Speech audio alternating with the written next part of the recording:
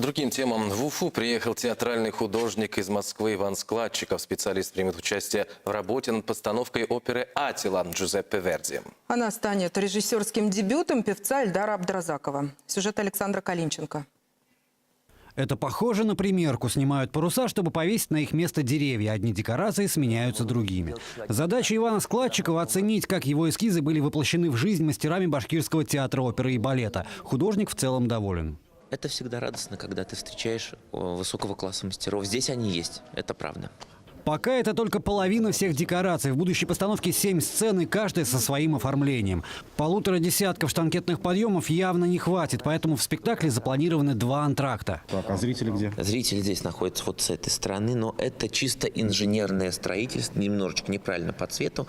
А если смотреть на эскизы, то я, например, могу показать вам вот такую картинку. И вот такая картинка будет в финале на одной из сцен. Ух ты! В работе над внешним оформлением будущей постановки заняты все цеха Башкирского театра оперы и балета. Это столярка, почти всегда шумная и пыльная от сосновых опилок. Как правило, здесь создаются прочные элементы декорации и крупногабаритная бутафория. А еще, как выяснилось, формы для отливки доспехов.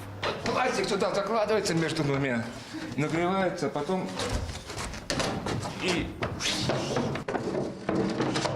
Нашей съемочной группе с Владимиром повезло. Почему-то не любят бутафоры сниматься. Стоит появиться камере, как у многих возникают срочные дела вне цеха. К нашему приходу мастера даже вынесли большинство готовых изделий в коридор. Работники цехов устроили для нас тут целую экспозицию. Примерно так будет выглядеть ложа Аттилы.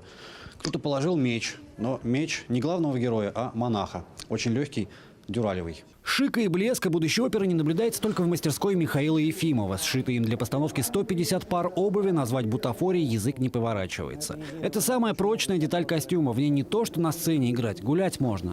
То есть это нормальная обувь, которую можно... Да. Наверное, нормальная обувь.